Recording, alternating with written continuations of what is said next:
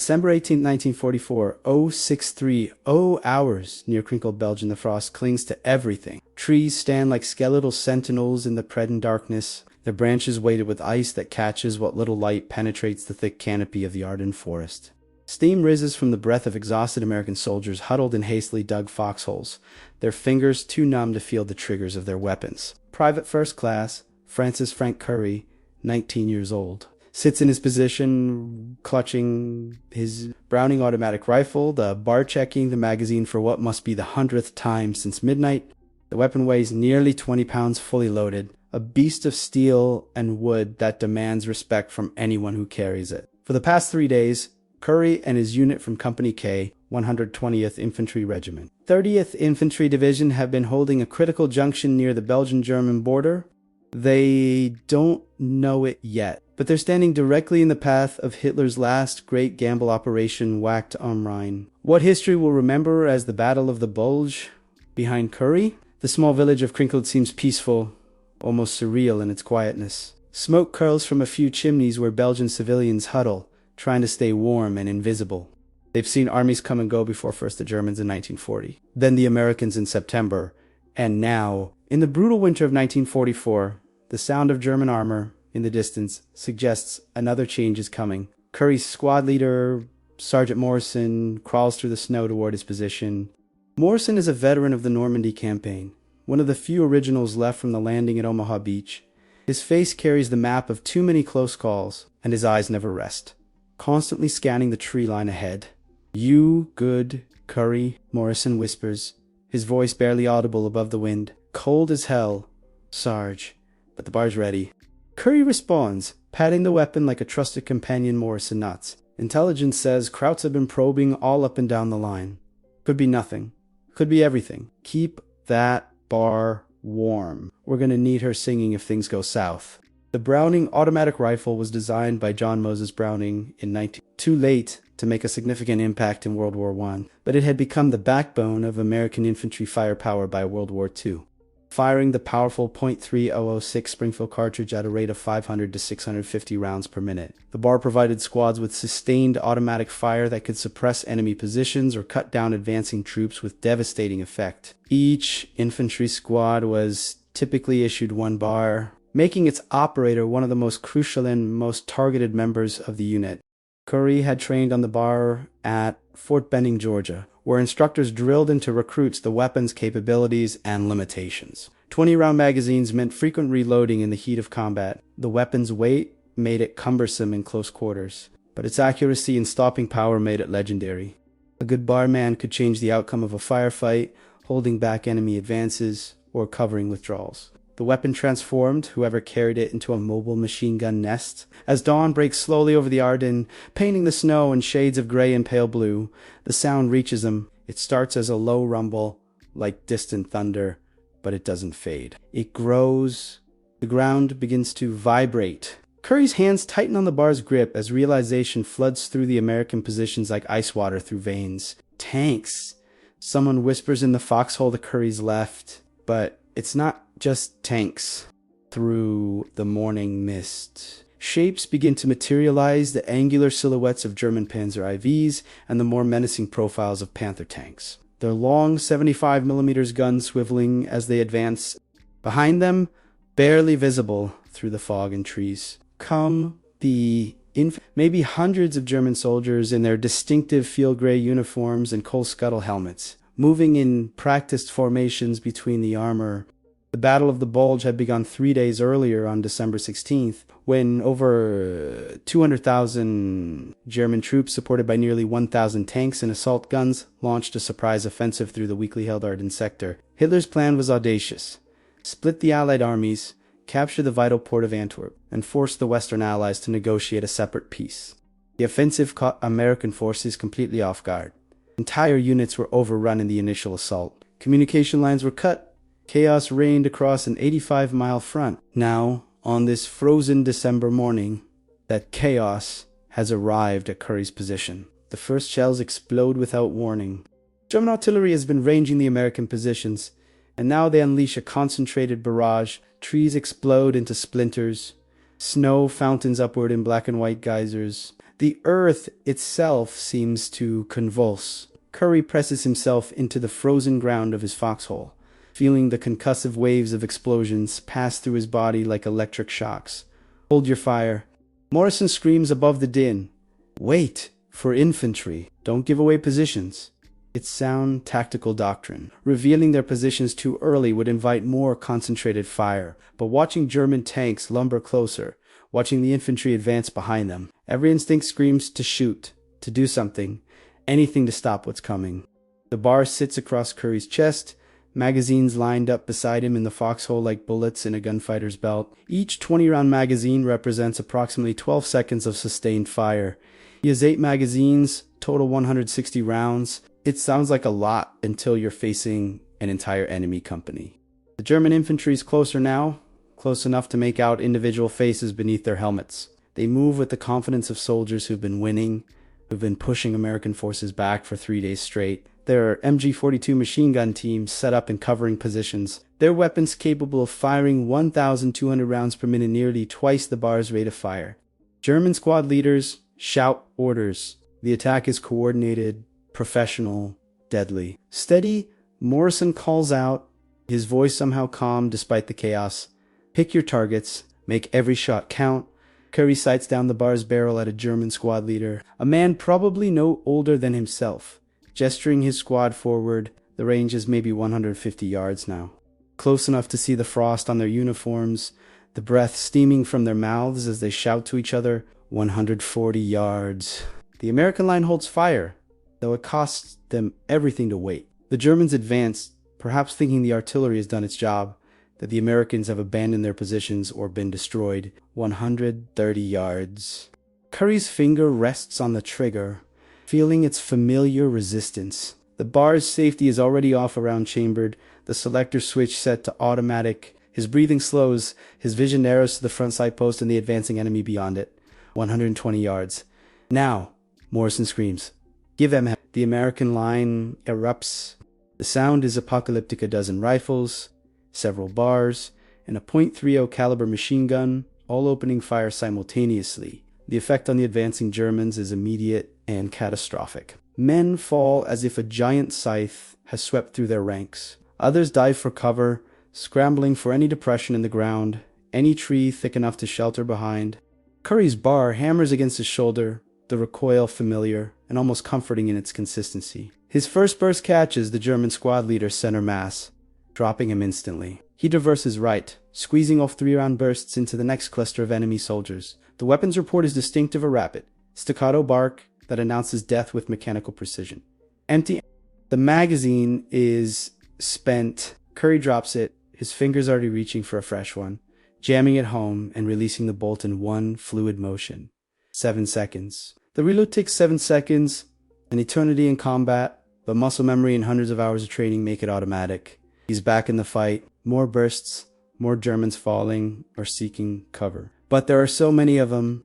For every soldier he drops, two more appear from the fog and trees. The German return fire is intensifying, rounds snapping through the air like angry hornets, thudding into trees and earth, occasionally finding flesh. A scream from the foxhole to Currey's right. He risks a glance and sees Private Jenkins clutching his shoulder, blood seeping between his fingers. The other soldier in that position, Corporal Davies, drags Jenkins deeper into cover while trying to maintain fire with his M1 Garand medic. Someone screams, the universal cry of wounded soldiers throughout history. The German tanks continue their advance, more cautiously now that they're taking fire, but still coming. Their hull machine guns chatter, raking the American positions. One tank turret swivels toward Currey's section of the line, its 75mm cannon looking like the mouth of hell itself. Tank, Morrison yells, bazooka team, light 'em up. 2 soldiers rise from a camouflaged position 50 yards to Currey's left, one carrying the distinctive tube of the M1A1 bazooka, the other loading a 2.36-inch rocket. They sight on the nearest Panzer, now less than 100 yards away. The rocket motor ignites with its characteristic whoosh, trailing smoke as it streaks toward the target. The explosion blooms on the tank's frontal armor, but the Panzer keeps coming. The rocket, designed primarily for the thinner armor of earlier German tanks, struggles against the improved protection of late war models. The tank's coaxial machine gun swivels toward the bazooka team's position and opens fire. Both soldiers disappear in a cloud of snow and earth. Fall back. Morrison screams. Fighting withdrawal. Bars cover. This is the moment that defines barmen. While the rest of the squad begins pulling back to secondary positions, the bar operators must stay in place, laying down suppressive fire to keep the enemy from overwhelming the withdrawal. It's a job that combines courage and mathematical certainty. Stay in place long enough for your buddies to escape, but not so long that you can't escape yourself. Currey remains in his foxhole, methodically working through his remaining magazines. Short bursts, Travas left, Travas right, change magazines, repeat. The bar's barrel is getting hot now. Heat waves shimmering above it despite the freezing temperature. He's acutely aware that the weapon's barrel can overheat with sustained fire, potentially warping and affecting accuracy. Another German squad pushes forward, trying to exploit what they perceive as weakening American resistance. They're wrong. Currey shifts fire to them, dropping the lead soldier and forcing the others to ground, but his movement draws attention. German fire concentrates on his position. Rounds punch through the frozen earth around him, some so close he can feel the supersonic crack of their passage. A German MG-42 team sets up on his left flank, the weapon's terrifyingly high rate of fire earning it the nickname Hitler's buzzsaw among Allied troops. The sound is distinctive, like fabric tearing, but amplified 1,000 times. The gunner is good, walking his fire toward Currey's position, testing for the exact range. Currey has 3 magazines left, 60 Houngies. The rest of his squad is pulling back to a tree line approximately 200 yards behind his position. He can hear Morrison screaming for him to move, but if he leaves now, the Germans will be on top of them in seconds. The MG-42 will cut them down in the open. He makes a decision that will define the rest of his life. Instead of retreating, Currey grabs his 3 remaining magazines and climbs out of his foxhole. The action is so unexpected, so contrary to self, that German fire actually slackens for a moment as soldiers try to process what they're seeing. A lone American, standing upright with a bar, advancing toward their positions. Currey moves at an angle, using the terrain and his knowledge of the ground to shield himself from most of the German fire. He's heading for a small rise, maybe 40 yards to his left front. That will give him a clear field of fire toward both the main German advance and the MG-42 position. Rounds snap past him. He feels one tug at his coat. Another kicks up snow at his feet, but he keeps moving, the bar held at the ready, his eyes scanning for the next threat. He reaches the rise and drops prone behind a fallen log. The position is perfect. To his front right, the main body of Germans. To his left, the MG-42 team, now fully exposed from this angle. And behind him, his squad reaching the relative safety of the tree line. The German MG-42 gunner sees him at the same moment. Currey sees him. It's a race who can bring their weapon to bear first, who can acquire the target and press the trigger before the other. Currey wins. What happens in the next 12 seconds will become legend in the 30th Infantry Division.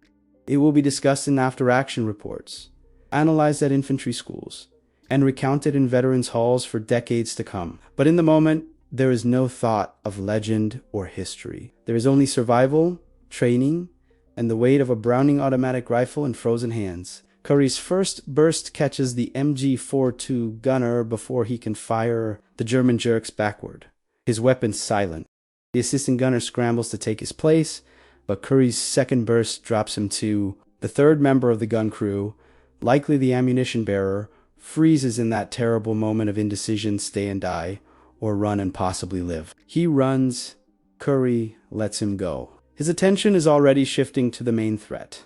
The German infantry have rallied during the brief lull, and now they're advancing again, perhaps sensing that this lone American is all that stands between them and a complete breakthrough of the American line. A German squad, approximately 8 men, emerges from behind a disabled American. They move in a loose wedge formation, weapons up, scanning for threats. Their squad leader is young, probably younger than Currey, with the intense focus of someone who's survived this long by never making a mistake. He's about to make his last one. The squad is perhaps 50 yards from Currey's position when he opens fire. The bar speaks in its distinctive voice, each round precisely placed.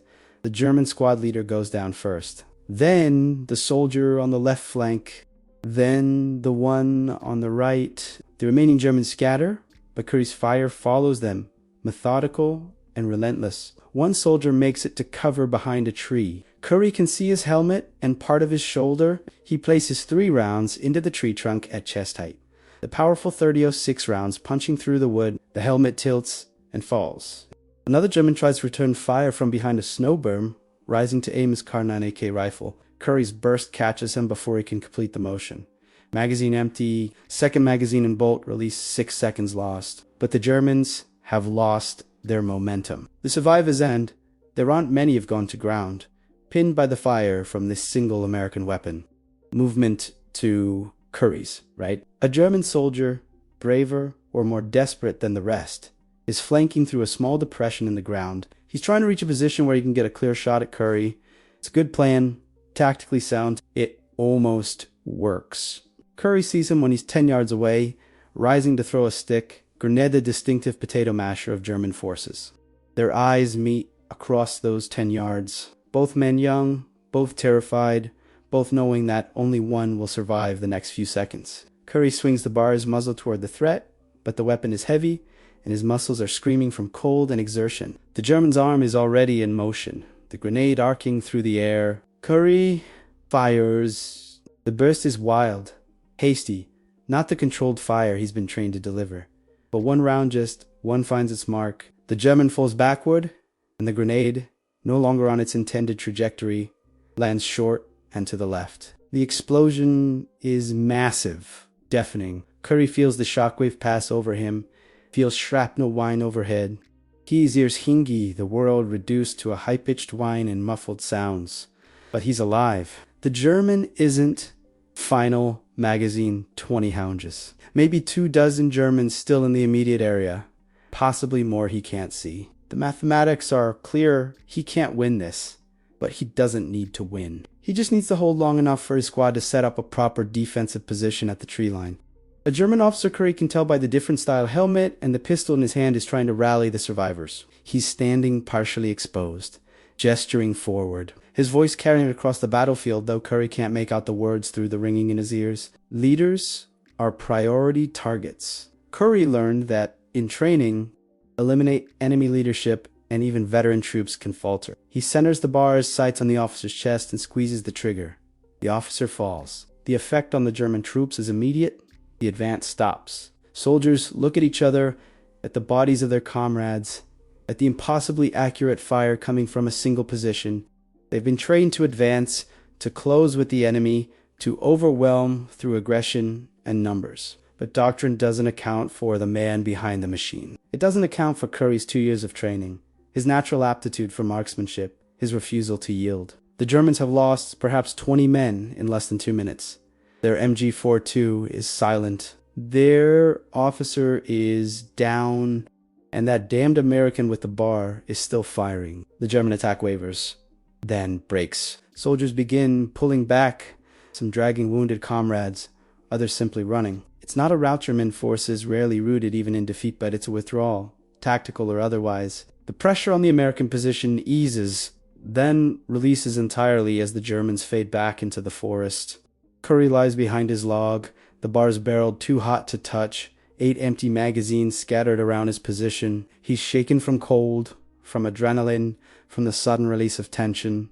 His ears are still ringing. His shoulder is bruised from the bar's recoil. He can taste copper and smoke. He's also alive. Currey, Frank, can you hear me? Sergeant Morrison is crawling toward his position, followed by 2 other soldiers. They move cautiously, weapons ready, scanning for any remaining threat. Morrison reaches Currey and grabs his shoulder, shaking him gently. "You with me, kid? Talk to me." Currey nods, not trusting his voice. Morrison looks at these seen the bodies, these spent magazines. The smoking bar end, something like AO crosses his hardened features. Jesus Christ. Frank, how many Currey doesn't know. In the moment, he wasn't counting. He was simply reacting, training, taking over where conscious thought couldn't keep up. He shrugs. The gesture seeming absurd given the carnage around them. Morrison sends one of the soldiers to check the German casualties while he helps Currey back to the American lines. The walk seems to take forever, though it's only 200 yards. Currey's legs feel like rubber. The bar, which felt like an extension of his body during the fight, now weighs 1,000 pounds. At the tree line, the rest of the company has established a hasty defensive position. Men stare at Currey as he passes word, having already spread about what happened. In combat, news travels at impossible speeds through informal channels. The barman who stood alone, the private who stopped a German attack, the soldier Morrison sent to assess the situation returns 20 minutes later. His face is pale. "Sarge, I counted 14 confirmed kills in front of that log position. Maybe 5 more in the initial foxhole position.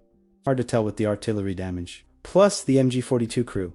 Morrison does the math. 1 barman, 1 position, approximately 20 German casualties. The numbers seem impossible, but the evidence is literally lying in the snow.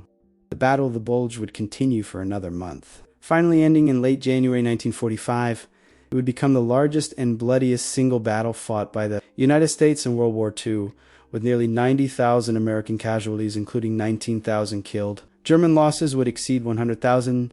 The battle consumed resources and manpower that Germany couldn't replace, ultimately hastening the end of the war in Europe.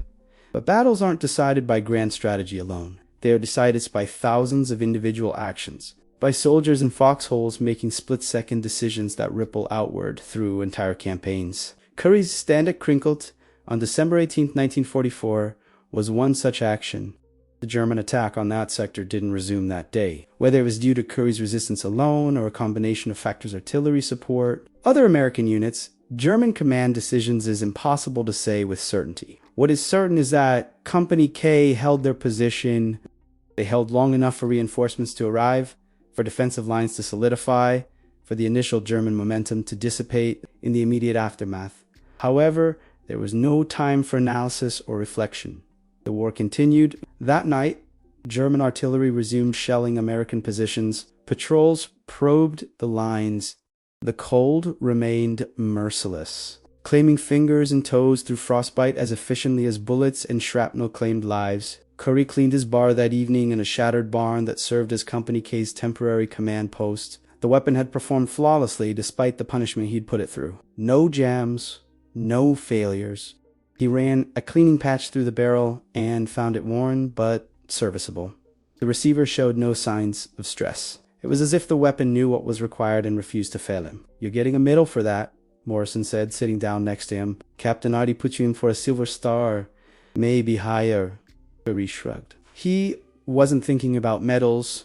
He was thinking about the German officer. The one he'd shot. The man had a family, a wife waiting for him somewhere in Germany. Children who would grow up without a father. "Don't do that to yourself," Morrison said, reading his expression. "They would have killed all of us. You did what you had to do. You saved lives, American lives." It was true, but truth doesn't always ease guilt. Currey would carry those faces with him for the rest of his life. The squad leader who went down first, the young soldier with the grenade, the officer. Not faceless enemies, but men who'd simply had the misfortune to be on the wrong side of history, standing in front of a bar operated by someone who refused to quit. The Silver Star recommendation would eventually be upgraded to the Medal of Honor, though Currey wouldn't receive it until after the war. The citation would read, in part, "for conspicuous gallantry and intrepidity in action above and beyond the call of duty." Throughout this action, Private First Class Currey displayed superior marksmanship and complete disregard for his own safety. But medals come later, after the bureaucracy processes the paperwork, after witnesses provide statements, after commanders make recommendations that travel up chains of command. In the moment in that frozen December, there was only survival and the job at hand. To understand what Currey accomplished, one must understand the weapon he wielded.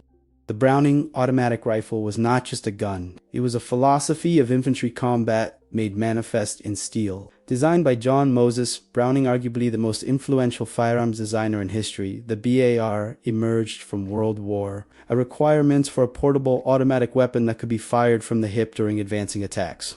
By World War II, tactical doctrine had evolved, but the BAR remained adapted to new roles and refined through multiple iterations. The M1918A2 variant that Currey carried weighed 19.4 pounds empty, 24 pounds with a full 20-round magazine. It measured 47 inches in length. The barrel was 24 inches long, with a distinctive flash hider at the muzzle. It fired the .30-06 Springfield cartridge, the same round used in the M1 Garand rifle. But whereas the Garand was the bar could fire continuously until its magazine was exhausted. The rate of fire was adjustable between 300 to 450 rounds per minute on the slow setting, or 500 to 650 rounds per minute on fast. Most barmen preferred the slower rate, which conserved ammunition and allowed for more controlled fire. At full automat, a 20-round magazine could be emptied in approximately 3 seconds, useful for close-range emergencies, but wasteful in sustained engagements. The weapon's effective range was listed as 600 yards, though practical combat accuracy dropped significantly beyond 300 yards in automatic fire. In semi-automatic mode, a skilled operator could engage targets out to 800 yards. The .306 cartridge was powerful enough to penetrate light-covered wooden walls, sandbags, even thin metal, making it effective against both personnel and light fortifications. But statistics only tell part of the story. The bar demanded physical strength to carry and operate effectively. It required dedication to maintain. The gas system needed regular cleaning. The barrel required careful handling to prevent warping. The magazines were notoriously finicky and prone to feeding issues if damaged or dirty. Most significantly, the bar required a specific mindset.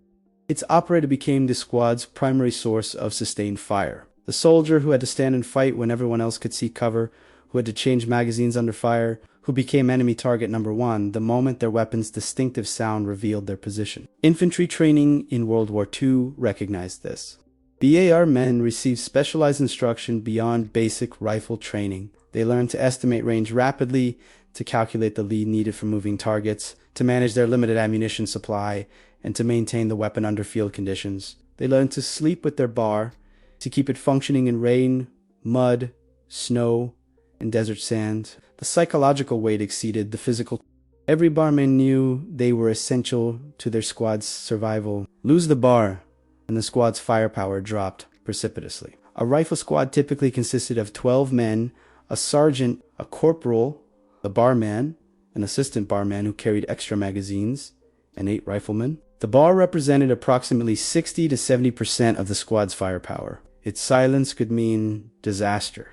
Currey understood this implicitly. His decision to hold position at Krinkelt wasn't suicidal bravado, it was recognition that his squad's survival depended on sustained suppressive fire during their withdrawal. The bar gave him the capability to deliver that fire.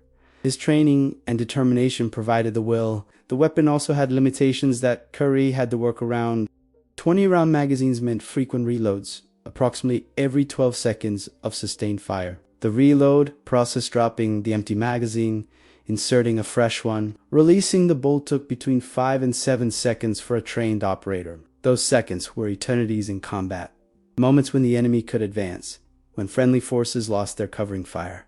The bar's bipod, designed to stabilize the weapon during sustained fire, was often removed by troops in the field who found it awkward and heavy. Currey's weapon had no bipod, forcing him to support the weapon's weight entirely with his arms and shoulder. This limited the duration of his bursts and required exceptional physical conditioning. Overheating was another concern.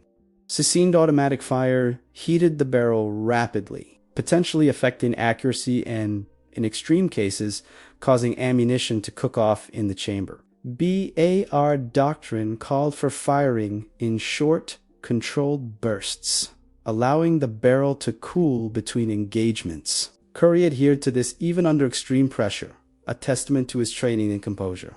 The German forces Currey faced that December morning had their own automatic weapons, most notably the MG42 machine gun. On paper, the MG42 was superior, 1,200 rounds per minute rate of fire, quick change barrel for sustained use, belt fed for ammunition capacity, but the MG42 required a crew of 3 to 4 soldiers to operate effectively, needed more time to set up, and it was less mobile than the bar.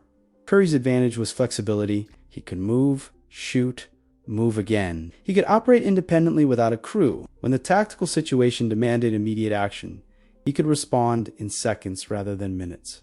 The bar transformed him into a one-man machine gun nest, mobile and deadly. December 1944 in the Ardennes Forest represented one of the darkest periods of World War II for American forces. The surprise German offensive exploited a fundamental misassessment by Allied command. Generals Bradley and Eisenhower believed the Ardennes was quiet precisely because it was unsuitable for major offensive operations heavily forested. Poor road networks, harsh winter weather, they'd positioned their greenest divisions there for seasoning. alongside exhausted units recovering from heavy fighting. The Germans saw opportunity where the Americans saw obstacles. Over 200,000 troops, supported by 1,000 tanks and assault guns, achieved complete tactical surprise when they attacked on December 16th. Entire American units were surrounded and forced to surrender. Communication lines were severed, creating confusion about the battle's scope and intensity. The weather initially favored the Germans. Heavy fog and low clouds grounded Allied aircraft, negating one of the Americans' key advantages, their superiority. German forces drove deep into American positions, creating a bulge in the Allied lines that gave the battle its popular name. American units found themselves fighting desperate delaying actions, trying to slow the German advance long enough for reinforcements to arrive. Every hour held, every position, every German unit delayed contributed to the ultimate failure of Hitler's offensive. But the soldiers in those positions didn't have the luxury of seeing the strategic picture. They knew only that they were outnumbered, outgunned, and facing veteran German troops determined to break through. The 30th Infantry Division, Currey's unit, had landed at Omaha Beach on June 10, 1944, 4 days after they'd fought through the Norman hedgerows, participated in Operation Cobra, helped close the Falaise pocket, and pushed through Belgium into Germany itself. By December, they were veterans. But veteran doesn't mean invincible. It means you've survived long enough to accumulate more fear, more trauma, more understanding of your own fragility. The division had been pulled back to the Ardennes for what was supposed to be a rest period. Instead, they found themselves in the path of the German offensive's northern shoulder. Their mission became critical: hold the northern flank, prevent German forces from breaking through to the Meuse River bridges, contain the penetration. Company K, 120th Infantry Regiment, held a section of this line near twin Belgian villages that would become focal points of intense fighting. The villages sat astride critical road junctions that German forces needed to maintain their advance timetable. If American forces could hold these junctions, the entire German offensive schedule would slip, allowing reinforcements to arrive and defensive positions to solidify. This was the strategic significance of Currey's action.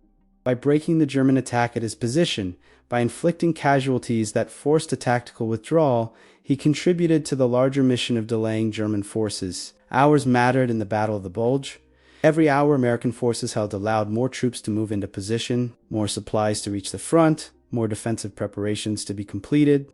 The individual soldier rarely sees these connections. Currey wasn't thinking about strategic objectives or operational timeline. He was thinking about Morrison, about Jenkins with his wounded shoulder, about getting his squad to safety, but his actions, multiplied by thousands of similar stands across the Ardennes, created the aggregate effect that stopped the German offensive. Understanding this provides context for valor. Medals recognize individual actions, but those actions occur within larger contexts. Currey's Medal of Honor wasn't just for the Germans he killed, it was for embodying the qualities that allowed American forces to ultimately prevail. Courage under fire, refusal to yield when yielding seemed the only rational option. The willingness to risk everything for comrades. The Battle of the Bulge consumed the last operational reserves Germany possessed. Approximately 100,000 German soldiers became casualties. Tanks and assault guns were destroyed and couldn't be replaced. Fuel, already desperately scarce, was burned through in quantities Germany's synthetic fuel production couldn't match. Experienced leaders and veteran soldiers irreplaceable resources in late 1944 war loss. When the battle ended in late January 1945, German forces in the West were broken. They would continue fighting. Defensive actions conducted with the same professionalism and tactical acumen they displayed throughout the war. But the capacity for strategic offensive action was gone, consumed in the snows of the Ardennes. The cost to American forces was equally severe. Nearly 90,000 casualties, including 19,000 killed. Entire units were decimated. The psychological impact is shock of a major enemy offensive after months of Allied advance, unit cohesion, and morale. It took time for American forces to rebuild their strength and resume offensive operations, but they did resume. By February, American forces were attacking again. By March, they'd crossed the Rhine. By April, they were deep in Germany itself. The offensive capacity Germany lost in the Bulge never recovered. The momentum shifted permanently. Currey's action represented a microcosm of this larger story. One soldier, One weapon, one position held against seemingly impossible odds. Multiply that by thousands of similar stance soldiers who held when holding seemed hopeless, who fought when fighting seemed suicidal, and you begin to understand how the Battle of the Bulge was ultimately won. 3 days after his stand at Krinkelt, Currey sat in a cramped basement of a shattered building, writing a letter home to his parents in Hurleyville, New York. His hand still shook slightly when he held the pencil. The words came slowly, inadequately. Dear Mom and Dad, I'm okay. It's been rough here, but we're holding on. Can't tell you much about where we are or what we're doing. Just know I'm thinking about you and can't wait to be home. Give my love to everyone. Your son, Frank. What he didn't write filled volumes. He didn't write about the nightmares that came every time he closed his eyes, the faces of the men he'd killed replaying an endless loop. He didn't write about how he flinched at sudden sounds, how his hands went to his bar even when it wasn't there. He didn't write about Jenkins who'd lost his arm to infection after his shoulder wound became gangrenous in the cold. War creates a distance between those who experience it and those who don't, a gulf of understanding that letters can't bridge. How do you explain to someone safe at home what it feels like to know that you've taken lives? How do you describe the strange mathematics of combat, where killing becomes necessary for survival, where the most basic human prohibition, thou shalt not kill, becomes inverted into survival imperative? Currey struggled with these questions, like countless soldiers before and after him. The action at Krinkelt had been clear in the moment, necessary, immediate, unambiguous. Reflection brought complexity. The German soldiers he'd faced weren't monsters. They were men following orders, fighting for their country as he fought for his. In another context, perhaps they might have been friends, but context was everything. They'd been trying to kill him and his squad. Given the chance, they would have succeeded. The moral calculus, when reduced to its essence, was simple. Them or us. Currey chose us. Society rewards that choice with medals and honors. The soldier who makes it pays in nightmares and questions that have no easy answers. Sergeant Morrison found him in the basement, still holding the pencil over unfinished letter paper. Mail call got delayed again, Morrison said, sitting down on an overturned crate. Could be a week before that gets out. They sat in silence for a moment, two soldiers sharing space without needing words. Morrison pulled out a pack of cigarettes, offered one to Currey. Neither smoked before the war, but combat creates habits that peacetime doesn't require. You ever wonder if we're making a difference? Currey asked, suddenly. I mean, really, we hold a position here, fall back there, attack somewhere else, does it matter? Morrison took a long drag, exhaled slowly. Yeah, I wonder. Then I remember what we're fighting against. You've seen the intelligence reports about the camps, the things the Nazis have done. Currey had heard rumors, whispered conversations in mess lines, carefully worded briefings about German atrocities. The full scope wouldn't become clear until Allied forces began liberating concentration camps in the coming months. But even the rumors were horrifying enough. So we matter because they're evil. We matter because stopping evil matters, Morrison replied. Your stand at that log, you think that was just about saving our squad. Hell, Frank, you might have saved a dozen squads. 100 soldiers who would have been in the path of that German advance if it hadn't stalled. Those soldiers will go home after the war, have families, build lives. You gave them that chance. It was perspective Currey hadn't considered. He'd been focused on the immediate save his squad, hold the position. The ripple effects, the cascading consequences of success or failure, extended far beyond what he could see or measure. The bar helped, Currey said finally. Good weapon, Morrison laughed. Yeah, the weapon helped. But weapons don't hold positions. Soldiers do. That bar's been issued to a dozen men in this company. You're the one who made it sing. What made Currey's action remarkable? From a technical standpoint was the efficiency of his ammunition expenditure. 160 rounds fired, approximately 20 enemy casualties. That represents a kill ratio of roughly 1 enemy per 8 rounds, fired extraordinary by any standard. For context, studies conducted after World War II suggested that the average infantryman expended approximately 300 rounds for every enemy casualty inflicted. Some studies placed the number even higher, in the thousands. The reasons were varied: suppressive fire not intended to kill, poor visibility, stress affecting accuracy, firing at suspected rather than confirmed enemy positions. Currey's 8-to-1 ratio suggests several factors at play. First, engagement range. Most of his shooting occurred between 50 and 150 yards, close enough for accurate fire, far enough to avoid being immediately overrun. Second, clear targets. The Germans, advancing in the open or behind limited cover, presented identifiable targets rather than fleeting glimpses or muzzle flashes. Third, fire discipline. Currey didn't spray ammunition wildly. He fired controlled bursts at specific targets. Fourth, and perhaps most importantly, the bar itself. The weapon's stability and accuracy in automatic fire exceeded that of lighter submachine guns.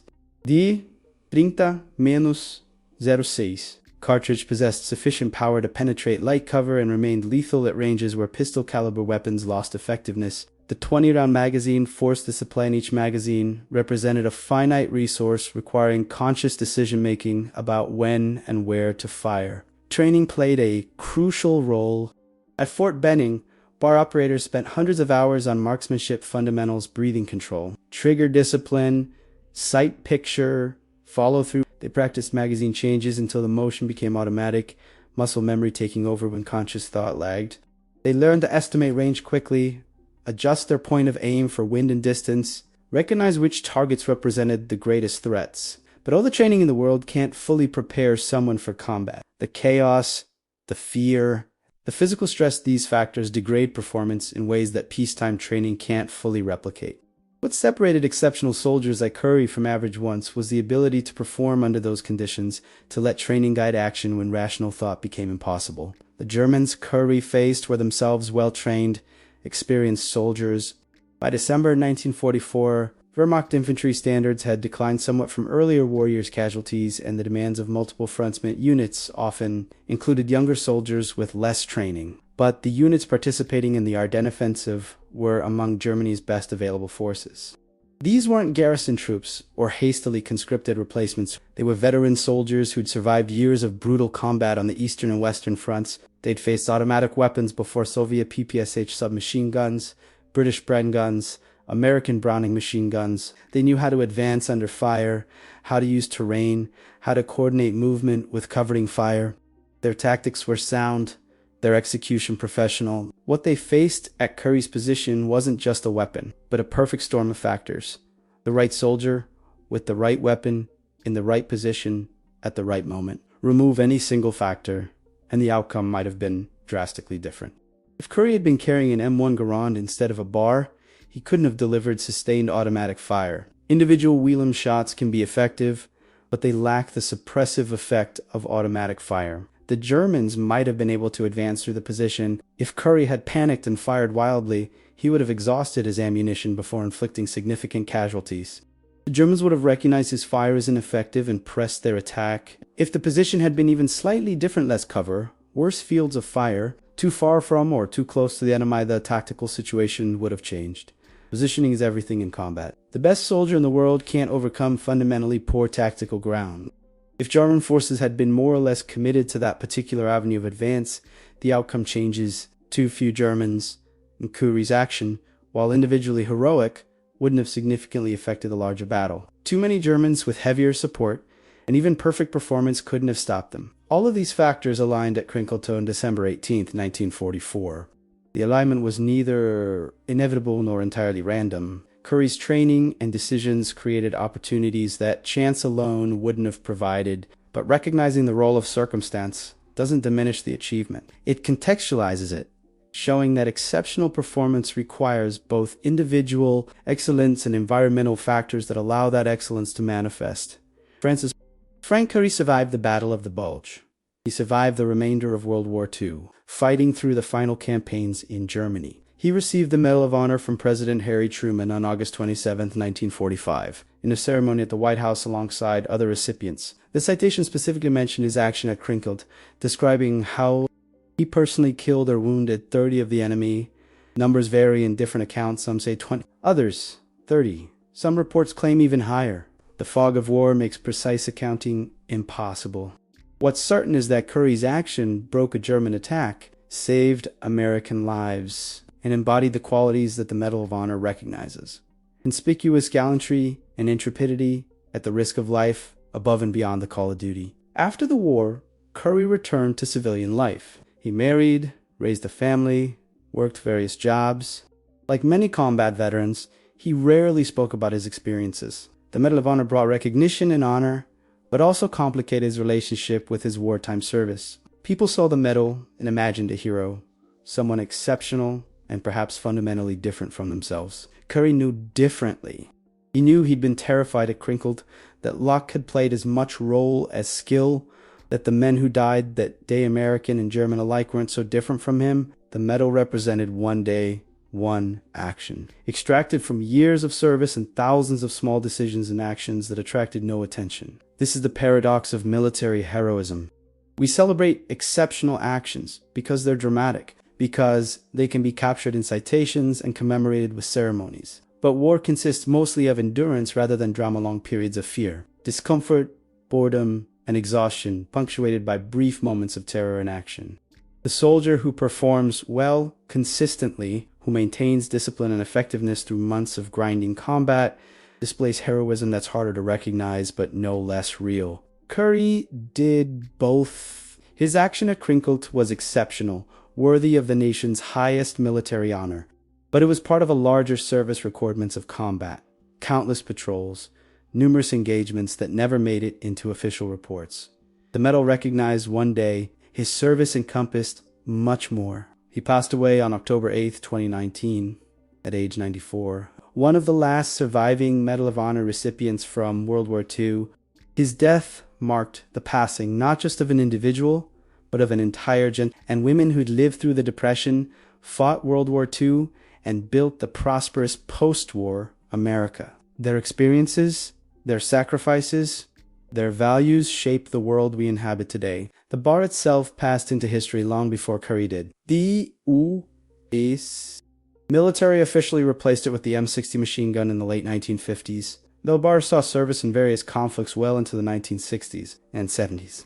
The weapon that had equipped American infantry through 2 world wars, Korea, and the early years of Vietnam became obsolete, replaced by designs that were lighter, more efficient, and better suited to modern doctrine. But obsolete doesn't mean forgotten. The bar remains iconic, its distinctive profile instantly recognizable to military historians and weapons enthusiasts. It appears in films, video games, and reenactments. Veterans who carried it speak of the weapon with respect bordering on affectionate. Was heavy. It demanded constant maintenance. It limited your mobility. It was also reliable, accurate, and devastating in the hands of someone who knew how to use it. Currey's bar, the specific weapon he carried at Krinkelt, has been lost to history. Serial numbers weren't typically recorded in action reports. The weapon was likely turned in at some point, refurbished, reissued to another soldier, and eventually retired from service. It might sit in a military warehouse somewhere, might have been sold as surplus decades ago, might have been destroyed. Its physical fate is unknown and ultimately unimportant. What matters is what Currey did with it during 12 seconds on a frozen December morning in 1944. The Battle of the Bulge demonstrated several military realities that remain relevant today. First, surprise remains possible even against forces with technological and intelligence advantages. The Allies had air superiority, ultra-intercepts of German communications, and superior resources. None of this prevented operational surprise. The Germans achieved it through strict radio silence, movement at night, and exploiting Allied assumptions about what was or wasn't possible. Second, individual actions matter, even in industrialized warfare. Modern military theory sometimes suggests that technology and mass determine outcomes, that individual soldiers are merely cogs in vast machines. The Battle of the Bulge contradicted this. Countless Moonit action soldiers holding positions they were supposed to abandon, commanders making decisions that deviated from plans, individuals like Currey performing beyond expected standards accumulated into strategic significance. Third, morale and will remain decisive factors. German forces in December 1944 were outnumbered, outsupplied, and facing enemies on multiple fronts. Rationally, they'd already lost the war. But soldiers fighting for what they believe is their homeland survival, led by competent officers and NCOs, remain dangerous regardless of strategic circumstances. Similarly, American forces, surprised and initially overwhelmed, maintain cohesion and fighting effectiveness because unit leadership and individual determination prevent a collapse. Fourth, weather and terrain remain relevant despite technological advancement. The Ardennes forests Heavy terrain channelized movement, negating German numerical advantages in many engagements. Winter weather grounded aircraft and made movement difficult, affecting supply lines and tactical mobility. Environmental factors that would have been decisive in wars centuries earlier still mattered in the mechanized, industrialized warfare of World War II. Fifth, logistics determine outcomes as much as combat. The German offensive failed ultimately because they couldn't sustain it. Fuel shortages, limited ammunition reserves, and the inability to move supplies forward as rapidly as combat units' advance meant that even successful tactical actions couldn't be exploited. American forces, conversely, benefited from logistics systems that, while initially strained by the surprise attack, rapidly adapted and maintained supply flow to fighting units. These lessons transcend the specific circumstances of December 1944. They apply to warfare generally, suggesting that, while technology and doctrine evolve, fundamental factors surprise individual initiative. Morale, environment, logistics remain constant. For Currey, personally, the lessons were different.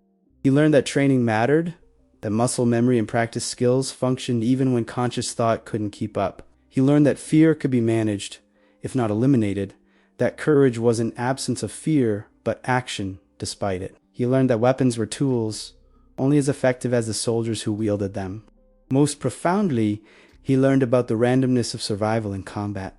Why did he survive when others didn't? Superior skill certainly played a role, but so did luck. The German grenade that landed 2 feet to the left instead of right, the machine gun burst that missed by inches, the artillery shell that exploded 50 yards away instead of 10. Combat veterans universally acknowledge this randomness, the role of chance in determining who lives and who dies. This knowledge can be paralyzing or liberating. Paralyzing if it leads to survivor's guilt, to questioning why you lived when comrades who were equally brave, equally skilled, equally deserving died. Liberating if it allows acceptance that some things remain beyond control, that you can make every right decision and still die, or make mistakes and survive. Currey seems to have found some form of acceptance, though it took decades. In later interviews, he spoke about his wartime service with a mix of pride and sorrow. Pride in having served, in having done his duty, in having contributed to a cause larger than himself. Sorrow for the men who didn't return, for the German soldiers he killed, for the parts of himself that died in the Ardennes forest even though his body survived. One Barberstor more accurately. Approximately 160 rounds fired in controlled bursts over approximately 2 minutes defeated an entire enemy squad and broke a larger German attack. The story sounds simple in summary, almost mythic in its David versus Goliath dynamics. The reality was more complex. Preparation meeting opportunity, training meeting necessity, individual capability meeting perfect tactical circumstance. But complexity doesn't diminish the achievement. If anything, it enhances it. Currey's action wasn't some impossible feat performed by a superhuman warrior. It was the culmination of training, determination, and split-second decision-making by an ordinary young man thrust into extraordinary circumstances. That makes it more inspiring, not less. It suggests that within ordinary people lie capabilities that emerge when necessity demands them. The bar provided the means. Currey provided the will. The tactical situation provided the opportunity. Together, these factors created a moment that has been analyzed in military schools, recounted in veterans' halls, and studied by historians for nearly 8 decades. Modern infantry no longer carries the bar. The M4 carbine, M2, Mpatsambilan Sallallahu Alaihi Wasallam, and other weapons have replaced it, lighter and more efficient. Modern doctrine emphasizes different tactical approaches to combined arms, air support, precision fires. The infantry combat that Currey experienced, characterized by small unit actions with limited support, exists less frequently in contemporary operations. But the fundamentals remain. Soldiers still must hold positions against enemy attacks. They still face moments when everything depends on individual performance. They still carry weapons that, in trained hands, can achieve disproportionate effects. They still make decisions in seconds that carry consequences lasting lifetimes. The bar is obsolete. The lessons from Krinkelt are timeless. When Francis Currey lifted himself from his foxhole on December 18, 1944, carrying a 20-pound automatic rifle toward a position that offered better fields of fire and almost certain death, he wasn't thinking about lessons or legacy. He was thinking about Morrison, about his squad, about doing his job. He was scared, cold, and exhausted. He was also determined that German forces would not pass his position as long as he could prevent it. For 12 seconds, he prevented it. The Germans pulled back. American forces held it. The battle continued, but that particular attack at that particular position failed. One soldier, one weapon. One moment when everything aligned and individual action achieved what should have been impossible. That's the story of how one bar burst defeated an entire enemy squad. But more profoundly, it's a story about what ordinary people can accomplish when circumstances demand the extraordinary. When training meets necessity, when courage confronts fear and refuses to yield. The frozen forests of Belgium no longer echo with the sound of automatic weapons fire. The soldiers who fought their own, both sides, have nearly all passed into history. The medals and citations remain preserved in museums and archives. But the real legacy lives in the understanding that in the darkest moments, when everything seems lost, individual determination can still change outcomes. Francis Currey demonstrated this truth on a December morning in 1944. Thousands of others demonstrated it in their own ways, in their own moments, fighting their own battles. Some received recognition, most didn't. All contributed to the aggregate force that stopped German advances, won the war, and shaped the world we know today. The bar made it possible. The soldier made it happen.